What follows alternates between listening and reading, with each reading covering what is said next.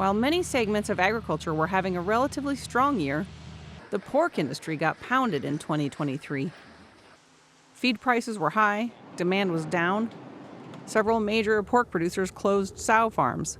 Processing plants were shuttered. And on the horizon were new rules in California, coupled with efforts to curb foreign ownership of farmland. Both 2021 and 2022 were phenomenal years of growth in U.S. farm income in this country. I think I heard Secretary Vilsack recently describe 2022 as the second or maybe the best time ever for U.S. agriculture. That's not equally felt, however. It's commodity by commodity. Brown likes to point out that 2023 can also be viewed as a return to the norm after a few years of strong prices following short supply associated with COVID, when packing plants temporarily closed or slowed production. I like to remind us that we're just going back to the demand level we might have seen back in 2020, that 2021 and 2022 are going to be what stick out as extremely positive years, not that 2023 is so negative, it's just putting us back on the same track. Iowa State University economists say 2023 brought the worst farrow-to-finish returns in Iowa since 1998-99. And depending how 2024 goes, the pair might go down as the worst two-year stretch on record. Iowa State University's estimated livestock return model forecasts an average annual loss for hog producers in 2024 at $18 a head, which looks bleak but is an improvement over the loss of $32 a head in 2023. Brown acknowledges that feed costs remain a concern. Corn prices have run high for much of the last few years. I will say it's amazing how well this industry's done with what's been record level corn prices, at least for part of that period of time. I think that's been part of the important profitability question at the end of the day. Where hog prices are today, if we were talking about sub $4 corn, the profitability would look a lot different than it does today.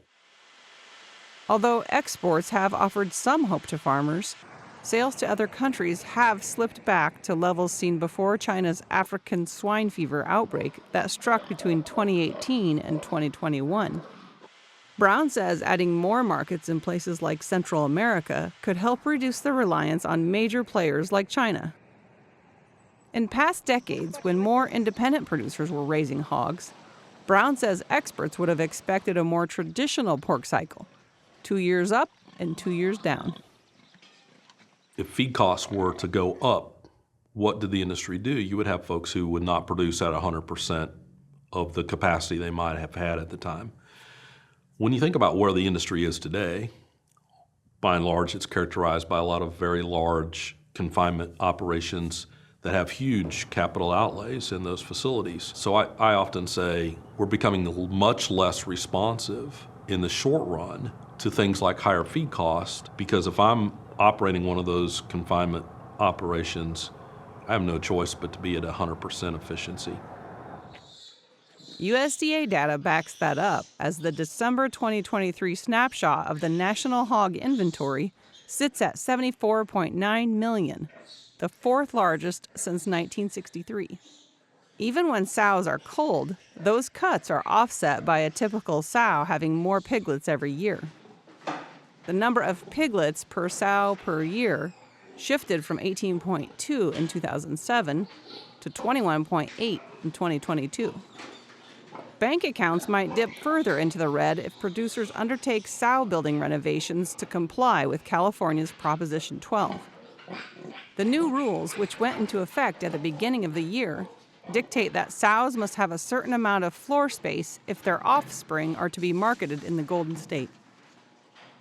I just think we're early in what's the long-term change that the industry makes trying to service California, because we know the cost of changing my operation so it's Prop 12 compliant is not zero.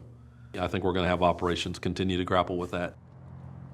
Global leader Smithfield Foods closed 35 Missouri sow farms in October of 2023.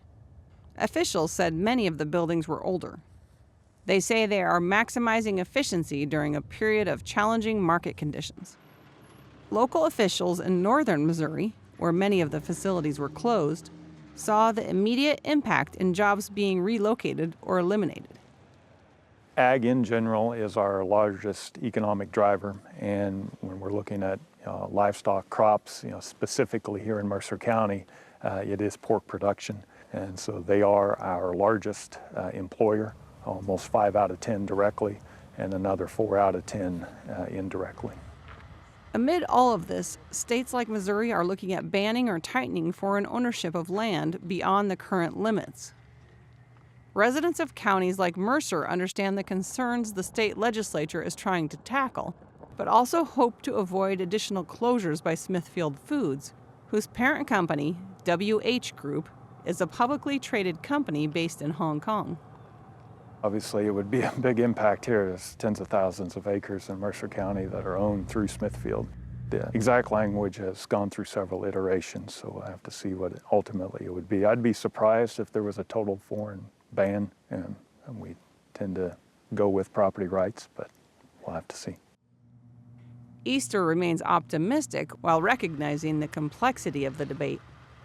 If you ask anyone who lives here locally, they would say, well, no, I don't want my neighboring farm to be foreign owned, but at the same time, you may have children and grandchildren who are employed by Smithfield, and that's what helps funds not just the labor force, but property tax, sales tax for the local area, school districts, emergency medical services. It's a unique balance here. For Market to Market, I'm Colleen Bradford Krantz.